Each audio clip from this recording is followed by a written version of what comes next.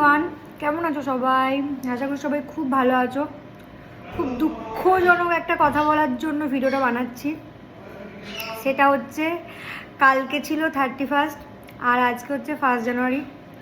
তো এই দুদিনে মোটামুটি আমার হোয়াটসঅ্যাপ, ফেসবুক, ইনস্টাগ্রাম সব জায়গায় আমি সব লোককে দেখে নিয়েছি কোথাও না কোথাও ঘুরতে যেতে, পার্টি করতে, পাবে যেতে, মন্দিরে যেতে, কিছু না কিছু করেছে। আমি কাল থেকে আজ পর্যন্ত শুধু ঘুমিয়েছি আর ঘুমিয়েছি। আর এখন আমি সন্ধ্যেবেলায় বাড়িতে বসে বসে গোটা সেদ্ধ খাচ্ছি। এটাই ছিল আমার 1 জানুয়ারি celebration. This is my kind of 1 January. ঠিক আছে, ভালো লাগছে। আমি তো গরিব গাইজ, আমি গরিব। আমাকে কিন্তু আসলে তো পাবে টাবে নিয়ে যাওয়ার কেউ নেই।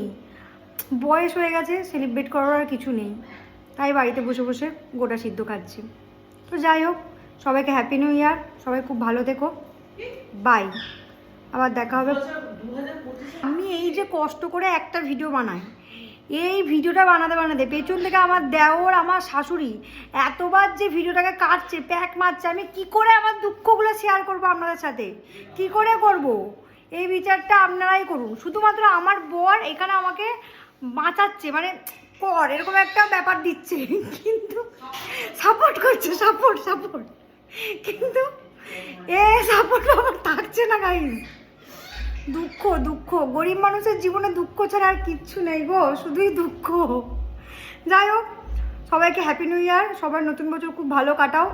দেখা হচ্ছে পরের একটি ভিডিওতে, সেটা পরের বছরও হতে পারে। বাই, সবাই খুব ভালো থেকো। বাই। তুমি কিছু বলতে চাও শাশুড়ি?